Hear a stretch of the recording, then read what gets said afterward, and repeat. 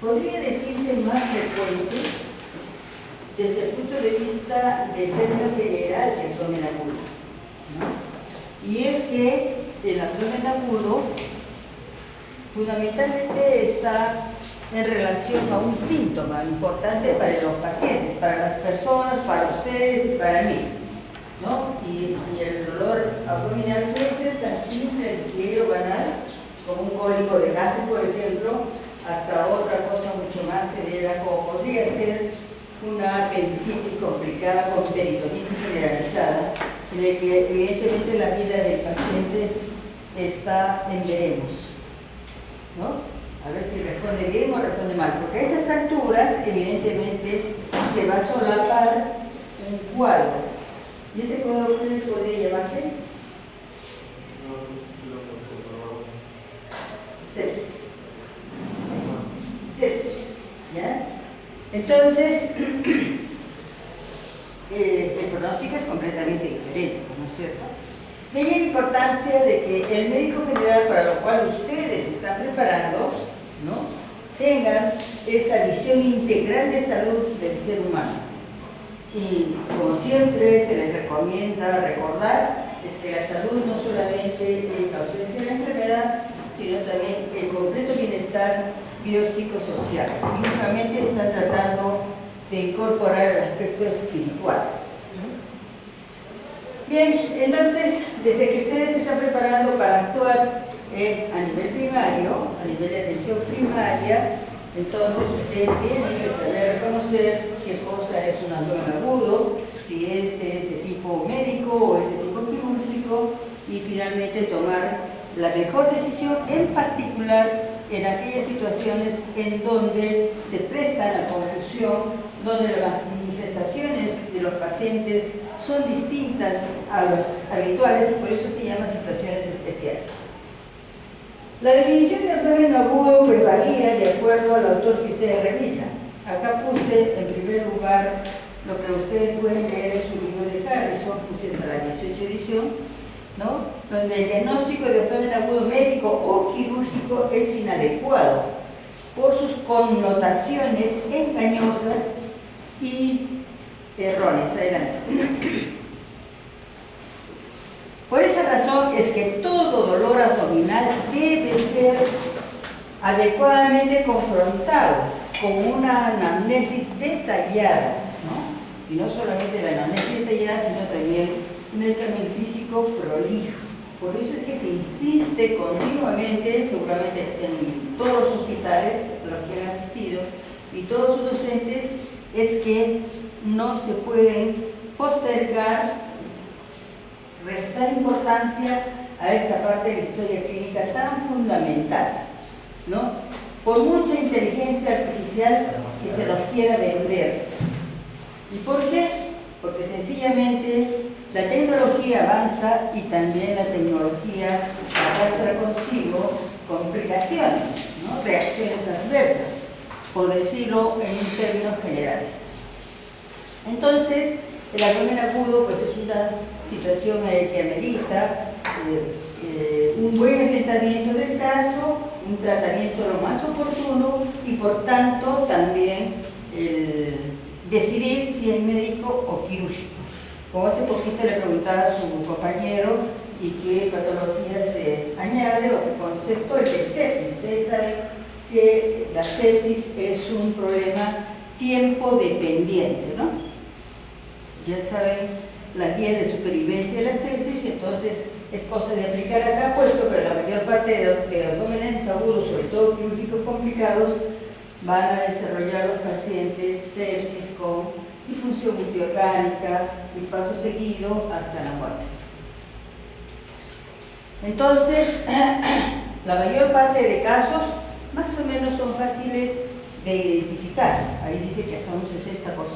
Hay circunstancias en que eso se torna difícil, sobre todo en los extremos de la vida, que eso siempre van a escuchar, en particular en los ancianos, en las mujeres, en particular en las embarazadas, en los pacientes inmunodeficientes o con inmunodepresión, como por ejemplo las enfermedades reumáticas que reciben su inmunoterapia, como por ejemplo los pacientes que tienen cáncer, que tienen SIDA. definiciones, y está más pegada a lo que es la definición de síndrome, ¿no? Es un síndrome, dice, de origen múltiple, caracterizado por dolor abdominal intenso y compromiso del estado general del paciente.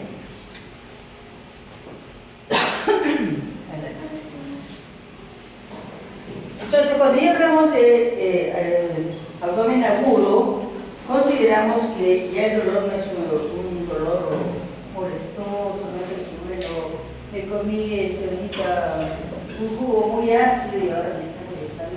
No, es algo más serio, porque se caracteriza por un dolor abdominal intenso y que, de acuerdo a las evoluciones que acabamos de señalar, podría acompañarse de signos de irritación peritoneal, ¿no? Y a eso ya se constituye en una emergencia. ¿Por qué? Porque trae consigo riesgo vital, disfunción de órganos, riesgo vital, muerte. Y bueno, entonces, el abdomen agudo es todo dolor abdominal de instauración reciente con sensación de gravedad, ¿no? Que implica un diagnóstico célere y con mucha frecuencia la necesidad de una intervención quirúrgica.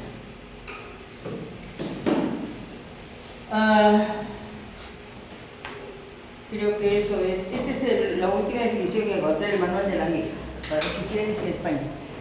El dolor abdominal, como decíamos, puede llegar a ser un fenómeno catastrófico y eso es lo que tenemos que evitar con la detección oportuna y en particular con aquello que decimos signos de alarma. Evidentemente, tenemos que acostumbrarnos a ver a las personas, a ver a los pacientes y a ver el estado general. Acostumbre su ojo clínico a ver la primera impresión que tienen de sus pacientes. Un paciente de esta naturaleza está sonrosado, tranquilo, echado en su camita, durmiendo, no va a tener el aspecto de mal estado general. Y con todos los detalles que pueda significar las patologías que pueden causarlo, es una serie de patologías y aquí decimos que es un síndrome. Por tanto, las definiciones que vamos hablando amerita que nosotros evitemos cometer errores. En nuestras épocas nos decían, más vale pecar en exceso que en defecto, cuando dejamos pasar una apendicitis. Por lo tanto, y hasta ahora es recomendable que un dolor abdominal no se le trate con celeridad y en forma intensiva. Máxime si el rango de edad del paciente es muy propicia para que tenga una apendicitis. Y también se sabe que en la apendicitis el dolor tampoco es muy intenso, ¿no? Pero a su vez hay personas que tienen un umbral de dolor muy bajo, ¿no? Les tocan así, les duele todo el cuerpo.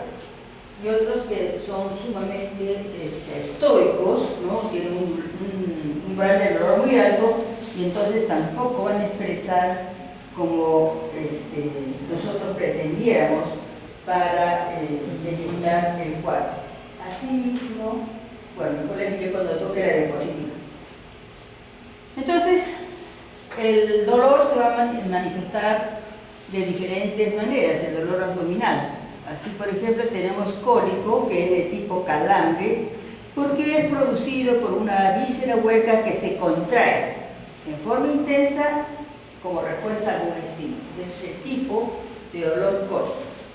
Cuando el dolor es urente, tipo ardor, un ejemplo, por decir, de la gastritis, ¿no? Entonces se produce pues el dolor urente localizado a nivel del epigastrio. Esos tres órganos, esófago, estómago y duodeno, suelen manifestarse a nivel epigástrico. El dolor gravativo de tipo presión o pesadez, generalmente ocasionado por la distensión de un órgano, sea sólido o sea huevo. Entonces, también recordarán que el hígado no duele, la que duele es la cápsula de Grissom, ¿no? Entonces se distiende y tiene su dolor tipo pesadez gravativo en el hipocondrio derecho. El dolor penetrante tipo hincada, que se presenta por lesión de la víscera hueca, ¿no? Que se sucede así cuando esa lesión compromete la serosa de tal manera que existe una sensación lesión importante, aguda, que se le ha definido como la puñalada de Bilofoy. Acá tenemos otra expresión del dolor abdominal en sus tipos, como el visceral, que es de carácter mal definido, ¿no? Profundo, localizado a nivel medial cuando se trata de vísceras peritoneales, y se expresa en los costados del abdomen cuando se trata del compromiso de vísceras retroperitoneales. Adelante. El dolor somático tiene que ver con la participación de fibras cerebroespinales entre D6 y L1. Y estas fibras van a transmitir sensaciones viscerales que se extienden desde el peritoneo parietal y la raíz del mesenterio.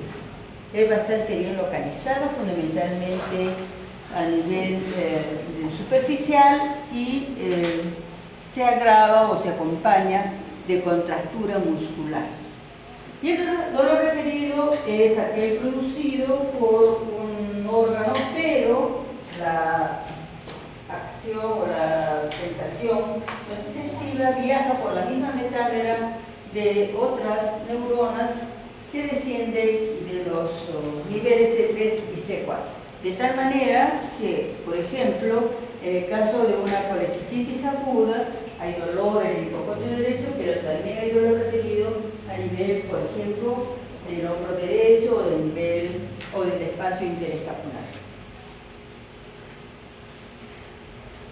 Entonces, nuevamente para insistir, el dolor somático superficial o epicrítico es el que se produce por el daño de tejidos superficiales, el profundo protopático o visceral, el que se genera a nivel de estructuras profundas, vísceras tóraco-abdominales, y el dolor neuropático es aquel que es generado por la lesión de vías nerviosas periféricas o centrales. Y aquí un ejemplo tenemos en lo que se llama el dolor fantasma, cuando es iniciado por las terminaciones nerviosas que han quedado en un muñón de un miembro amputado. Un dolor neuropático tiene la sensación de hormigueos, de corriente eléctrica, ¿no? Como sucede, por ejemplo, cuando hay compromiso del nervio ciático, o también puede ser inaparente, como sucede en la neuralgia del trigémino, que son dolores muy intensos y a veces desquiciantes. Tenemos una manera de comparar el dolor superficial y profundo. El dolor superficial o somático, bien localizado, de carácter quemante o punzante, con límites precisos y ubicado en el sitio del estímulo. En tanto que el dolor profundo visceral es de localización difusa, de carácter vago, con límites imprecisos, y se le considera como el dolor referido. Sobre la intensidad del dolor también va a depender de dónde se origina. Por ejemplo, acá el dolor peritoneal, que traduce para nosotros ya un compromiso más serio del paciente con un hecho de riesgo de vida, bueno, pues va a depender de la clase, cantidad y tiempo de las sustancias extrañas que entran en contacto con el peritoneo parietal. Y ahí, como ven, dice, el dolor es más intenso y en las mismas cantidades, por ejemplo, cuando el jugo gástrico estéril entra en contacto con el peritoneo, que cuando las heces neutras en pH, a pesar de estar muy contaminadas. Y también cuando hay contacto de las enzimas pancreáticas, en el caso de una pancreatitis, la manifestación es mucho más intensa que cuando hay exposición a la bilis estéril, ¿no? Lo mismo cuando hay sangre y orina, estos dos elementos, estas dos sustancias son un poco irritantes, salvo que las cantidades sean muy importantes como para, y en forma masiva y brusca, para irritar el peritoneo. EPI es la enfermedad pélvica inflamatoria, y por ejemplo en esta patología va a depender el dolor en su intensidad de acuerdo a cómo van creciendo las bacterias. También se acentúa con la velocidad de irritación, por ejemplo, en el caso de una perforación de úlcera péptica, o la compresión o aumentos de tensión, ¿no?, de la víscera comprometida, por ejemplo, cuando la persona tose o cuando le pedimos toser, ¿no?, o cuando estornuda, entonces el paciente tiene una contracción de la pared abdominal. Y esos detalles, por ejemplo, son útiles para aplicar en el caso de personas que son muy reactivas, ¿no? Uno va a ver al paciente y tiene la mano extensa, relájate igualito. Se le pide hacer maniobras, ¿no? ¿Alguien sabe alguna maniobra? Por ejemplo, de hacer gancho con las manos, ¿no? Se le pide que se concentre haciendo gancho con las manos y estirando y suelte el abdomen. Y uno aprovecha para examinar, ¿no? Y bueno, y uno va así aprendiendo, y por ahí hay otro signo que más adelante vamos a hablar. Y como les decía, bueno, pues cuando hay tos, se produce, por ejemplo, este espasmo de la musculatura abdominal, la contracción, la persona se encoge más como defensa, sobre todo cuando hay, esto es importante, cuando hay localizaciones diferentes, digamos, de la apéndice, como en el caso de su ubicación retrocecal.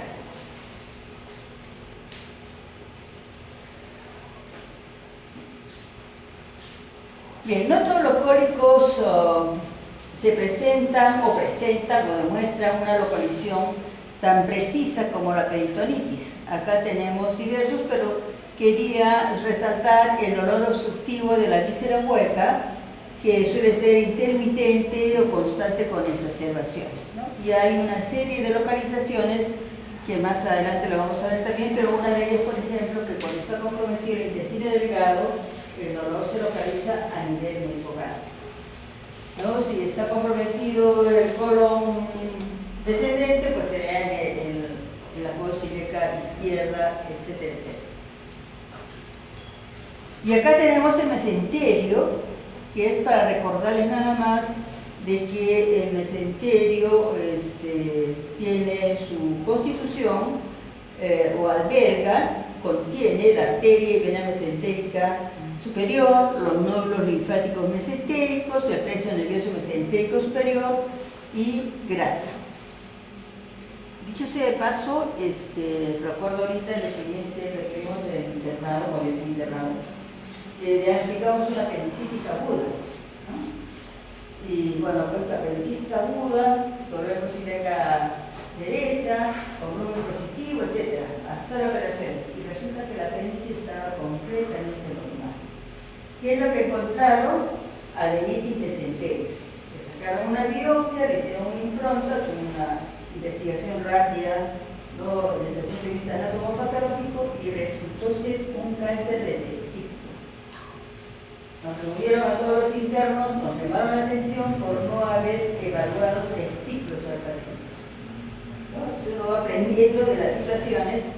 Entonces, de acuerdo a eso, ya ustedes también sabrán de ahora en adelante, y sobre todo en hombres jóvenes, es probable que tenga patología testicular. Un cáncer de testículo reproducirá dolor, ¿no?, pero sin una absorción de testículo, ¿no? Eso sí que lo saben.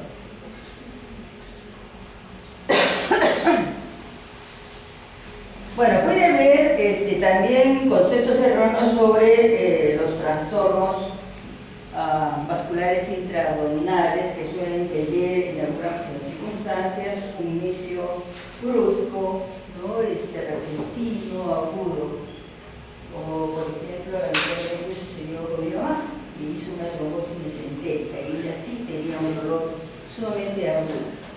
Pero, como ven ahí, se dice que la oclusión de la arteria mesentérica superior se puede ser intenso, leve, continuo y además puede ser crónico. ¿Por qué? Porque ustedes recordarán el producto de la ateromatosis o la arteriosclerosis, y las placas no se generan de la noche a la mañana, así se estructuran, ¿no?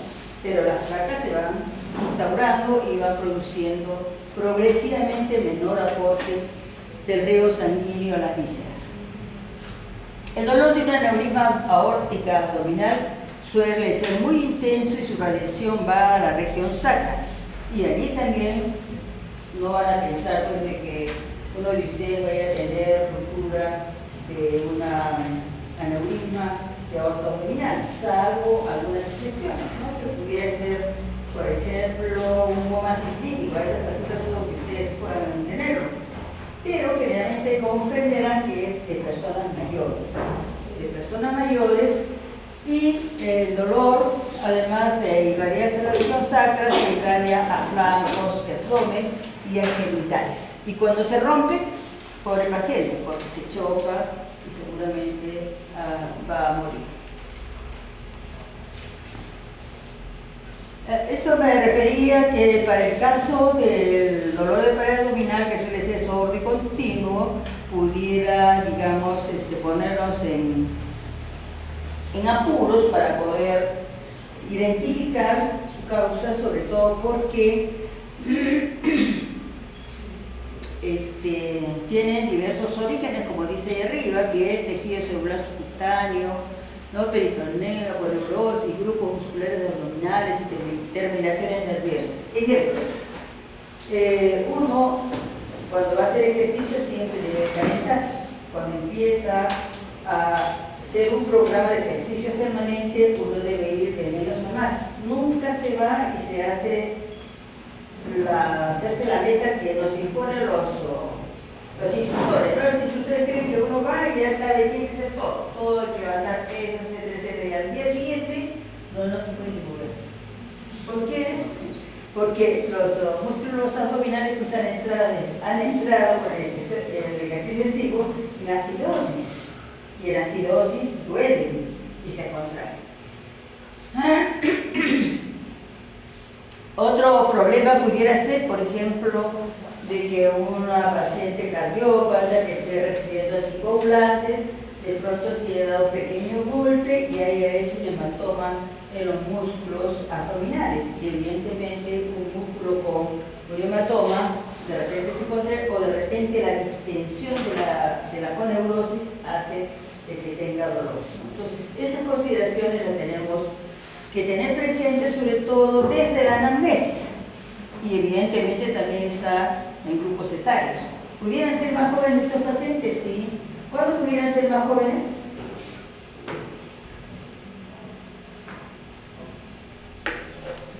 En la pregunta del examen último les ha venido una pregunta duplicada.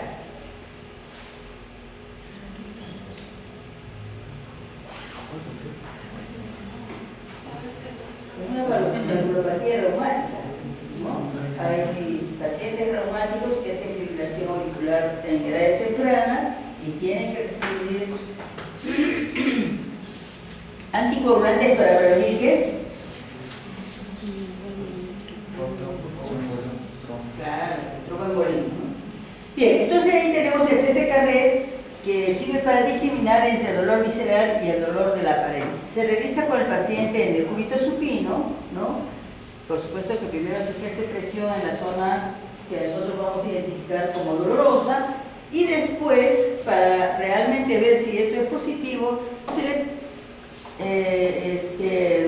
le invita a colocar así como ven ahí, a doblar los muslos, de tal manera que al hacer esa maniobra suelta la pared abdominal. Si sigue contraída, el signo positivo; si deja de contraerse, el signo negativo.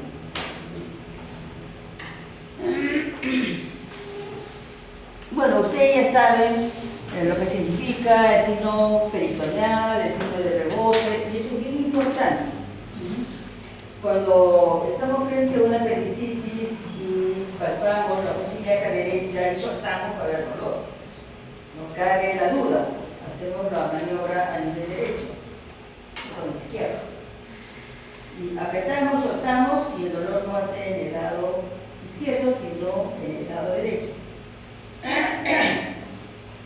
Y eso se llama también el signo de Blumer, cuando es en el lado izquierdo, y en el otro lado es, no me acuerdo el nombre, ¿alguien se acuerda? ¿Ah? No, ahorita va a salir el nombre.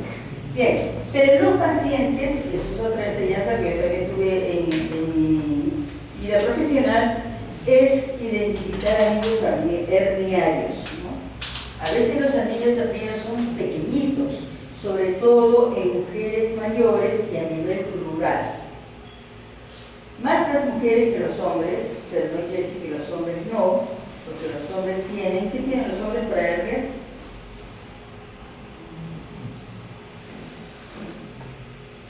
¿Qué tienen los hombres que las mujeres no tenemos? Entonces, los anillos herniarios más están en relación a los testículos, ¿no es cierto? Porque ellos descienden del nivel abdominal hacia el nivel frontal y dejan pues ahí un rezago de ese camino que han recorrido. En las mujeres suelen haber lo que se llama las hernias plurales, que se van, en el caso de las hernias inguinales, son por encima del ligamento plural. En el caso de las mujeres que tienen hernias plurales, son por debajo del ligamento plural o inguinal. Y entonces, el examinar a una mujer puede pasar muy fácil, ¿ah? Lo que hay que hacer es la maniobra de hacerlo pujar para que pueda expresarse la hernia, y a la mujer no se va a hacer tan fácil, ¿ah? Entonces uno tiene que examinar toda el área inguinal y tratar de identificar los crecimientos, ¿no? Las evidencias de la hernia. Pero a veces son pinzamientos de parte de una partecita del intestino, y no van a ver cómo va a crecer pues, la hernia, cómo se va a salir el intestino por ahí, pero sí va a haber dolor, un dolor intenso, exquisito, y cierta asimetría en ambas regiones inguinales. Ya que hablé de esto, siempre la recomendación es combinar las evaluaciones de ambos lados, ¿no? Comparar. Bien, como les decía, era una abuelita de unos 80 y tantos años que vino, como siempre los abuelitos, después de mucho tiempo de haber tenido dolor. Estuvo más o menos como 5 días en su casa con dolor abdominal, inclusive con diarreas. Una diarrea, una abuelita con diarrea, ¿no? Pero ¿qué pasa? Que al haberse pellizcado un pedacito del intestino, el intestino trata de liberarse de esa molestia, ¿no? De ese pellizcamiento, y se aumentan los movimientos peristálticos y consecuentemente diarreas. Pero pasar el tiempo y todo ese segmento pellizcado sufrió trombosis capilar, digamos, pequeñísima, ¿no? De tal manera que él sufrió necrosis. Y al haber necrosis hay perforación. Y la abuelita, después que yo la vi, más o menos al día siguiente, empezó a tener manifestaciones peritoneales. Pero cuando yo la vi, no había manifestaciones peritoneales. Eso fue en el transcurso. Pero sí, la evolución no fue de 1 o 2 días, sino alrededor de 5 días. Ahí ven en rojo el tracto rectal, ¿no? A veces, por ejemplo, para apendicitis, sobre todo papillas que son retrocecales o pelvianas, las manifestaciones no son tan claras. Entonces, un tacto rectal nos puede ayudar a identificar, en primer lugar, cómo están las paredes rectales, la temperatura, acuérdense. Semiológicamente supongo que han visto que en la apendicitis hay una diferencial de temperatura, ¿no? Entre la oral y la rectal. Bien, entonces van a ver no solamente el contenido, sino también la temperatura, el dolor, etc. Y puede ser un arma muy importante para poder investigar, por ejemplo, en la mujer, dolores que se generan de los anexos. Bien, entonces nos vamos adentrando a lo que es más importante en pesquisar en un abdomen agudo, ¿no? Sobre todo eso de establecer e identificar aquellos que son de necesidad quirúrgica. Acá tienen con 100% de sensibilidad a estos signos invariantes del abdomen agudo quirúrgico. En primer lugar, la presencia de un tumor abdominal de aparición brusca, que puede ser una hernia, que puede ser un plastrón apendicular, por ejemplo. Igual la contractura abdominal, ¿no? Involuntaria, no voluntaria, involuntaria. Y también la distensión abdominal pero asimétrica. Hay otros signos que tienen una sensibilidad menor, pero alrededor más del 80%, como es el abdomen involuntario, inmóvil, pero en forma involuntaria, ¿no? Uno ve al paciente, ustedes acostúmbrense a ver cómo es la respiración del paciente, de los pacientes, y ve ese abdomen no se mueve, respira solamente con la parte alta del tórax, algo está pasando.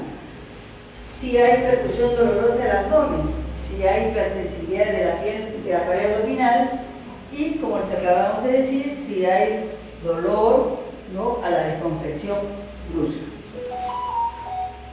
Hay otros signos que no son esenciales o exclusivos del abdomen agudo quirúrgico, y estos son, digamos, tienen menor sensibilidad, como por ejemplo la fiebre. Hace poco les decía que un paciente con abdomen agudo es un paciente que está mal, que tiene mal aspecto, ¿no? Sin embargo, ese mal aspecto, ese malestar visible no es pues un signo exclusivo de abdomen agudo quirúrgico, puede ser genérico, ¿no? Así como es la fiebre, la palidez cutánea mucosa, las alteraciones del tracto vaginal o rectal, la distensión abdominal simétrica, la matidez de declive, ¿no?, la taquicardia, los ruidos urinarios aumentados o disminuidos, y por lo tanto también el borramiento de la matidez hepática.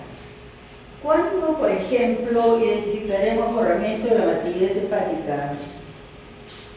Ivana.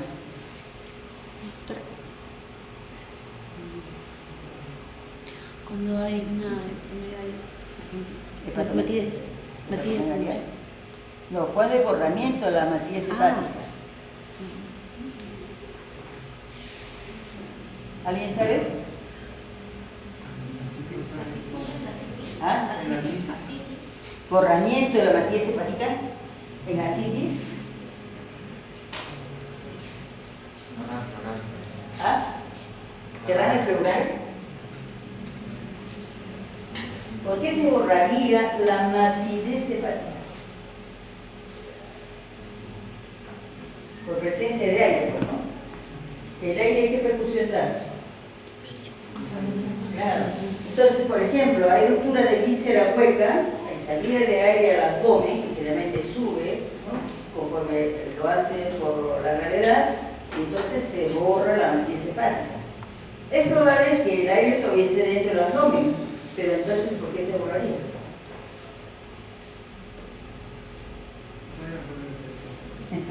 Creo que los estoy bañando, porque se interpone pues una asa distendida.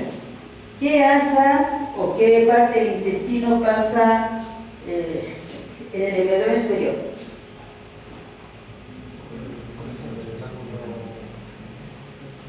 El colon transverso. Ya, pues entonces ustedes se pueden imaginar, ¿no? ¿Ah? Pero todo eso lo tenemos que contrastar con el resto de las manifestaciones, ¿no? Del origen del dolor, de la causa, de la sospecha que digamos en relación a la edad, a la patología previa, fue operado, hay heridas, adherencias, todo eso tenemos que poner en juego en nuestras decisiones diagnósticas. Bien, siempre recordemos que hay dolor abdominal de origen en el abdomen en sí, como en el caso de las vísceras huecas, una obstrucción intestinal, colitis ulcerativa, diverticulitis, intususcepción, que es frecuente en niños. Una intususcepción quiere decir que el intestino delgado generalmente se mete a otra parte del intestino delgado, es como si fuese una hernia interna, ¿no? Se mete el intestino dentro del intestino, eso se llama intususcepción frecuente en niños. También puede ser por inflamación peritoneal, ya hemos dicho, por compromiso del peritoneo, de la serosa, a causa de una apendicitis, colecistitis complicadas, no ruptura de embarazo ectópico, y entonces tienen que pensar en las mujeres jóvenes. Y para eso en la anamnesis tienen que preguntar qué cosa.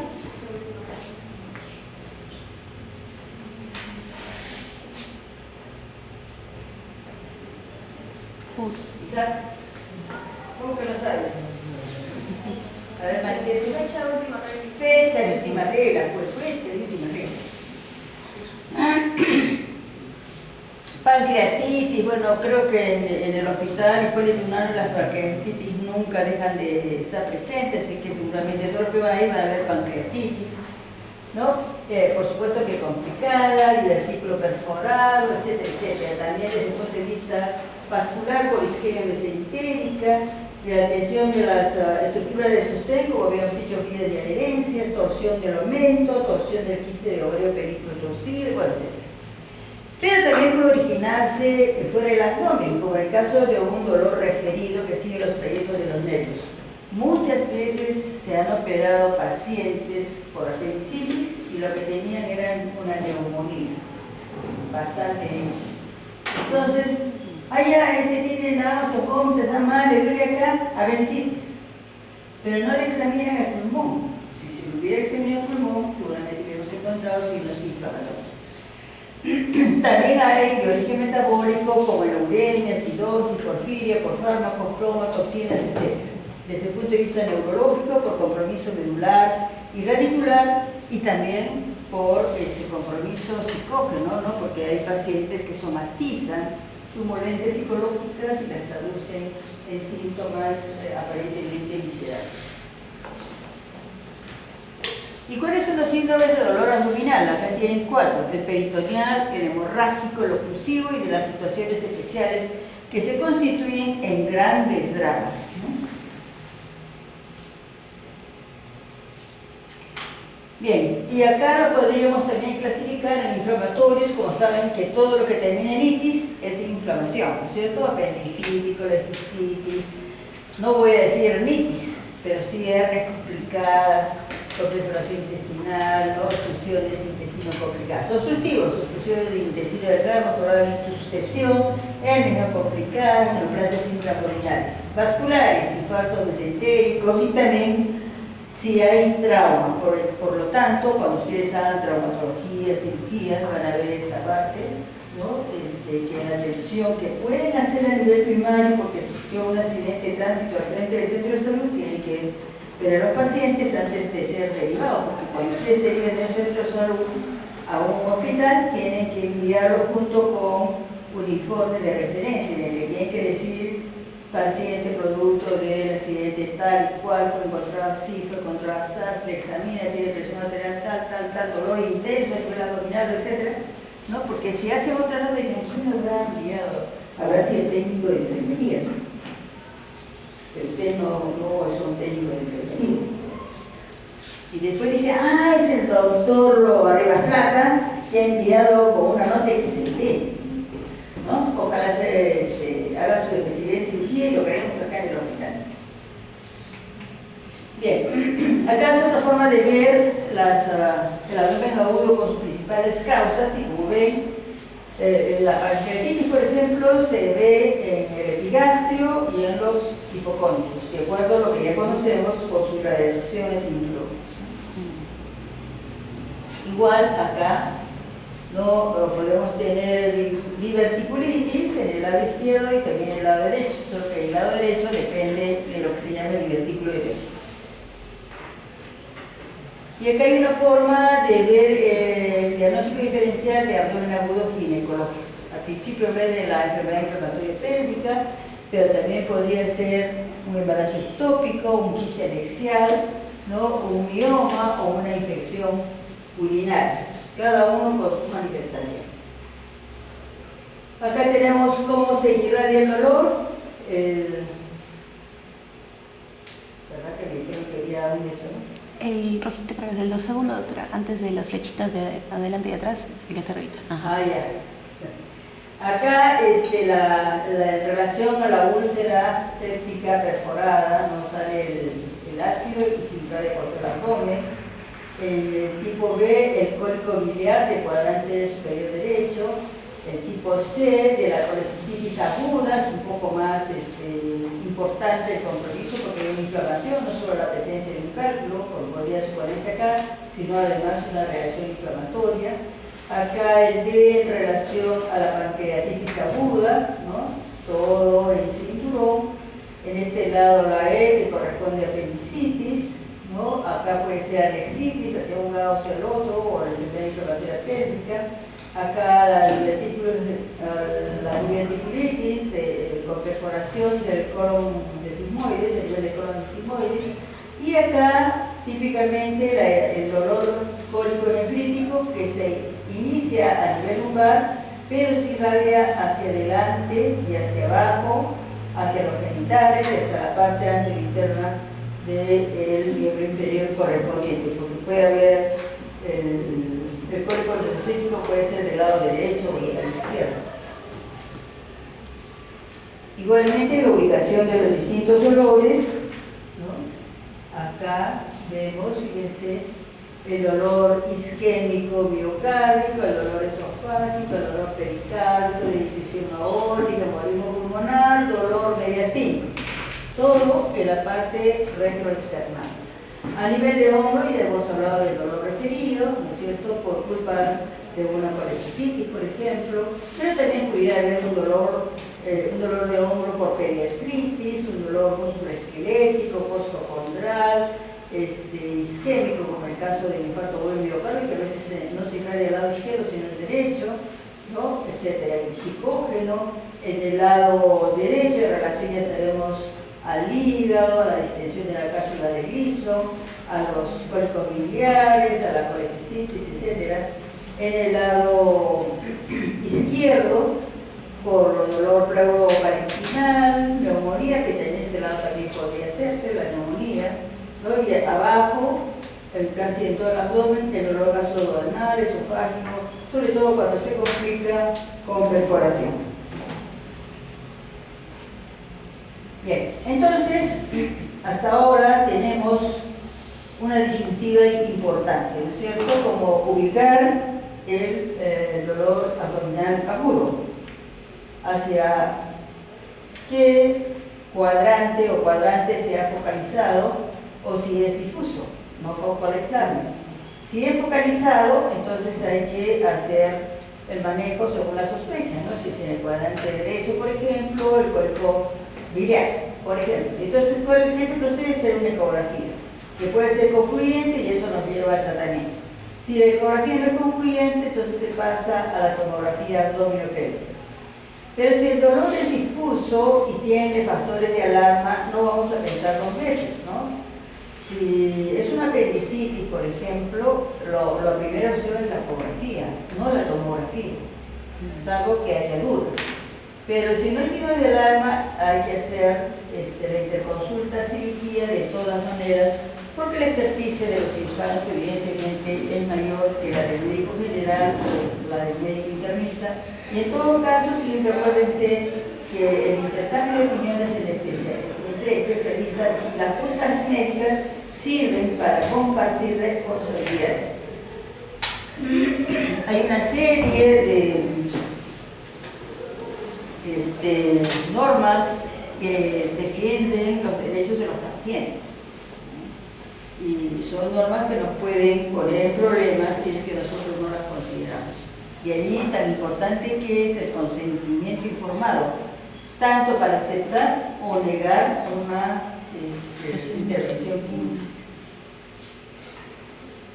Muy bien, hemos visto cómo es que las causas del abdomen agudo son múltiples, van desde el epigastrio, el mesogastrio, hay formas como acordarse, como por ejemplo en este caso que de cirugía, la colecistitis colangitis, isquemia intestinal, causas renales, sea por cálculos, o pielonefritis, o cistitis, úlcera gástrica, G ginecológica, sea la enfermedad inflamatoria pélvica, embarazo ectópico, torsión de ovario, y intestinal, obstrucción intestinal y apendicitis.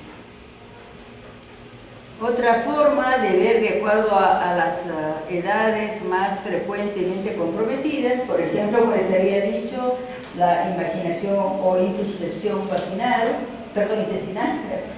la apendicitis en adolescentes como ustedes, jóvenes, ¿no? La úlcera perforada en el caso de hombres de 20 a 40 años, al igual que las pancreatitis, si ustedes van al hospital, más en mujeres, ¿por qué? Porque las mujeres hay mayor cantidad de liquidez vesicular, una serie de causas entre las cuales están las hormonales y los embarazos. También puede haber embarazo ectópico, elicitis, y embarazo ectópico, como les había preguntado a sus compañeros, es importantísimo, mujeres en edad fértil, preguntar por la fecha de la última regla. Y no solamente por la posibilidad de un embarazo ectópico, sino porque ¿qué hemos hablado para hacer estudio? La tomografía, ¿no? ¿Y qué implica para un embarazo una tomografía?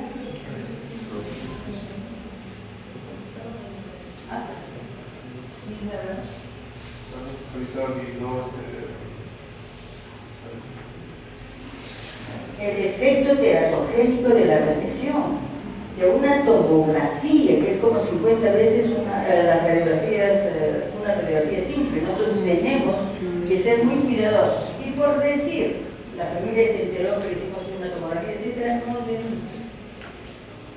Pero yo no sabía, no me dijo, no, usted tiene la obligación de preguntar. Muy bien, desde el punto de vista principio vamos a dar algo ligero nomás porque eso lo van a volver a ver seguramente cuando hagan cirugía. Hoy hemos dicho que es muy frecuente en varones entre los 20 y los 30 años, tiene sus fases, es importante la cronología esta, de que aparece el dolor vago, de mediana, de intensidad, como si fuese una indigestión, pero en el cabo de 2 a 4 horas o de 2 a 6 horas viaja y se ubica en la fosa ilíaca derecha. Y hay náuseas, vómitos, más que todo inapetencia, ¿no? Es como que uno, bueno, pues le ha caído mala comida. Pero en las horas también va evolucionando en estas 3 fases. La primera dice acá, la fase catarral, que es diferente a la flemonosa y a la gangrenosa. ¿Qué quiere decir gangrena? Que ya se están haciendo manifestaciones de isquemia. Y la isquemia lleva a la muerte de la zona y por lo tanto a la perforación. Y ahí tienen una perforación. Que son piezas anatómicas. Entonces, como ya les había dicho, el dolor epigastrio, su irradiación al cuadrante inferior derecho en 3 a 6 horas, náuseas y vómitos e inapetencia, ¿no? La temperatura no suele ser más allá de 38,5. ¿no? Y hay signos positivos de Mahurner, Robson, Blummer y Jacobs. ¿no? La posición antálgica fetal, al paciente no lo van a encontrar estirado, sino más bien con las piernas dobladitas, porque como se acuerda que les dije que para corroborar el dolor hay que doblar las piernas y en ese carnet, pues sencillamente ellos se ven buscar esa posición antálgica. En el hemograma va a haber leucocitosis con desviación a la izquierda. A todos mis alumnos les preguntaba, a ver, califica ese hemograma. ¿Cómo se califica en simple? Leucocitosis con desviación izquierda. Leucocitosis con neutrofiles con desviación izquierda. Leucocitosis sin desviación izquierda, y etc. Bueno, en este caso, leucocitosis con desviación a la izquierda. Sedimento urinario, probablemente de tipo inflamatorio, pero no quiere decir que tenga infección urinaria, ¿no? Sino que los uréteres viajan cerca al apéndice y por vecindad se apoyan y entonces vamos a ver leucocitos, pero no germen.